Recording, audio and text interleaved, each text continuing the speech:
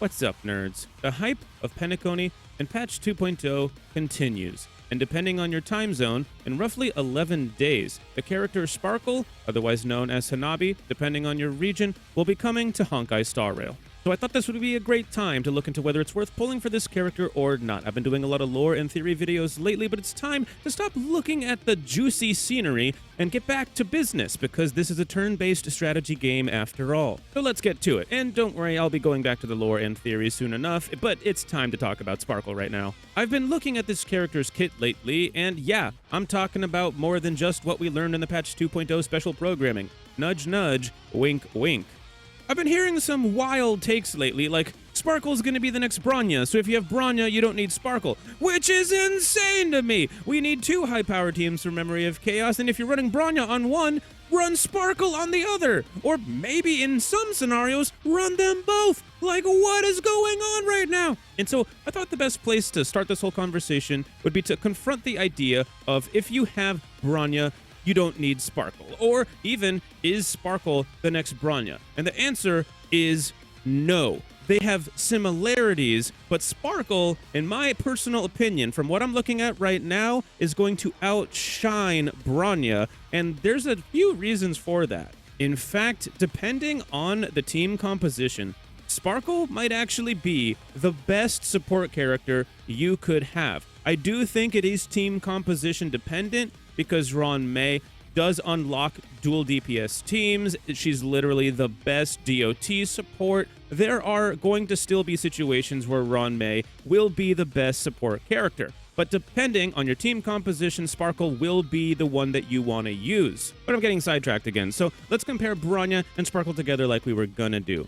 Bronya is not exactly very skill point efficient, right? She wants to eat up your skill points. Even with her signature light cone, it's not exactly a skill point generator, right? But Sparkle is the exact opposite. She wants to give you skill points. I don't even understand why these characters are being compared to so heavily when one part of their kit are complete polar opposites of each other, and it's a very important part of their kit. That's one of Sparkle's most important things that she does, and it's literally the opposite of Bronya. I don't understand.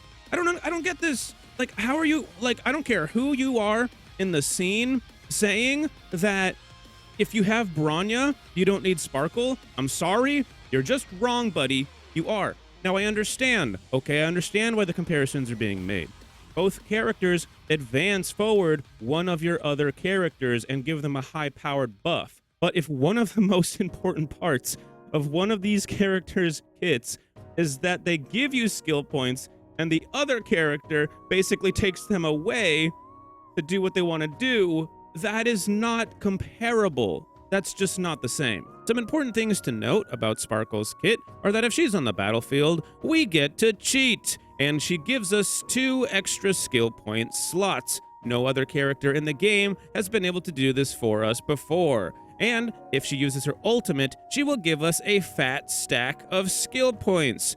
She is absolutely power creeping Hanya super duper hard. Don't get me wrong, Hanya will still have her place in the meta for certain team comps, etc., etc. You get the picture. But Sparkle is going to be a massive, massive power scaling jump compared to a character like Hanya. Hanya has speed and attack, for example, but you don't really need it because Sparkle can advance the character's action forward, which is better than just giving the character speed, for example. And she can also give that character a massive amount of crit value, which, as you guys already know, is more valuable than giving a character attack value. She does everything that Hanya can do, but she just does it better. And as I just mentioned, she can give one of our characters a ton of crit value, which is usually what most of our DPS characters are built around. So she can literally advance the character's action forward and give them a ton of crit value, and she gives them so much breathing room that that character basically gets to do whatever it wants, even if it's QQ or Dan Hung and Bibiter Lune. And that leads me into the next thing here. Obviously, DPS characters such as Dan Hung and Bibiter Lune, QQ, Sela, they're gonna get power spikes with Sparkle, but you don't need me to tell you that. You can get power spikes, though, with your other support characters, like Ron May or Ting Yun. You can spam skills with those characters now as long as they're on the same team as Sparkle. And in the case of Ting Yun, you can spam her skill giving her ult faster. And then when you use her ult, you can immediately use it on your DPS, giving your DPS their ult faster now. This is an insane power spike, not just for DPS characters, but for the entire team as a whole. And for certain players that have less powerful sustain characters, those are now a lot more efficient because you don't have to worry about blowing a skill with them anymore because you have those extra skill points to use. Even a character like Natasha is not going to be as weak anymore because she can just use her skill more often. And a character like Lynx all of a sudden who has a cleanse, by the way, will be able to get their ult up faster too if they're spamming their skill. Obviously, this is not exactly high-powered talk right now, but this means that players with not super-duper high-power built-up accounts can now actually have a chance in certain game modes because their not as powerful sustains can get the job done because they can just spam skills on everybody now and keep the team topped up. The other really cool thing about Sparkle is that she's insanely easy to build. There's not even that many options to kind of change between for her. Like, there's maybe 2 or 3 things you could even switch up on her, and only under certain conditions. It's really easy to build her. You basically throw a high amount of crit on her and then a high amount of speed on her, and you're pretty much done. The other 2 substat slots, you pretty much go for just survivability. You don't really need anything else.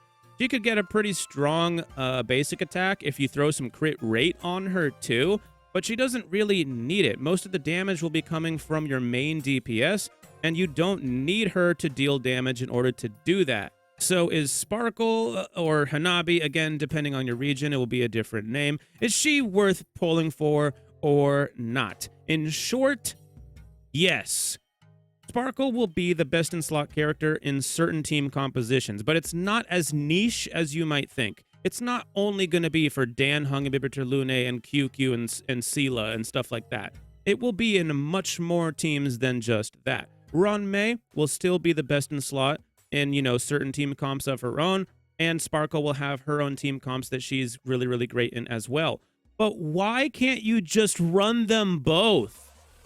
Why do we have to sit here tier listing support characters? You can run 2 to 3 support characters on a team. Why are we sitting here nitpicking when we only have Ting Yun, Ron May, Bronya, and Sparkle, and those are the main ones that come to mind? Why are we doing this?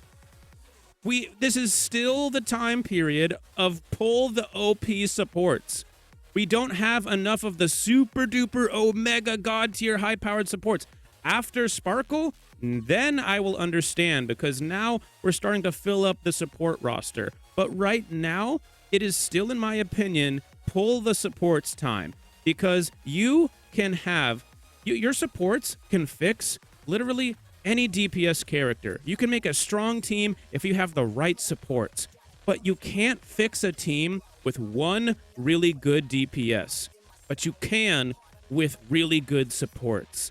And that's something that that's the hill I'm gonna die on. But I totally get it. Acheron is coming soon, and she's gonna be a brick house. She's gonna be a game changer, in my opinion. In fact, I'm probably going for either her light cone or her E1, whichever one I think is better, and I don't normally do that. So that's how much value I see in her, but that doesn't change the fact that Sparkle is still worth the pull. And we also have Aventurine coming soon. Then the first preservation character since Fu Xuan. How is he not gonna be good? You know what I mean? He's probably, from what I can see, he's gonna be really solid. Maybe a slightly more niche than certain other teams, but I feel like he's going to be a powerhouse too. It's a tough time. It's literally heater after heater after heater. So you have to make the decision based on what you need on your account. If you're a player that's been around since day one, you might not technically even need any of these characters. It's just maybe a fun novelty to have, and you're adjusting to the new meta that might be coming as things start to shift. So you might need to make the decision based on what you might need for your account. If you don't have enough good supports yet, that's the trigger that you need to pull, probably, is pull on Sparkle. If you don't have enough high-powered DPS, or you want to switch things up, maybe Acheron is the character for you. It really just depends, okay? And don't forget about how good sustains are, because one really good sustain can change your entire account, right? If you have Fu Xuan or Huohuo or what's his name, Locha, you know what I'm talking about. It literally changes everything for you. So plan accordingly, make the right choice, and I wish you the best of luck on your pulls, because hey, if you pull a character early, that's a game changer too. So I'll see you later when I end up making a complete and full build guide for Sparkle that will be coming soon, probably in like the next week. I thought this just needed its own dedicated video because sometimes pull strategy is important too. Peace out.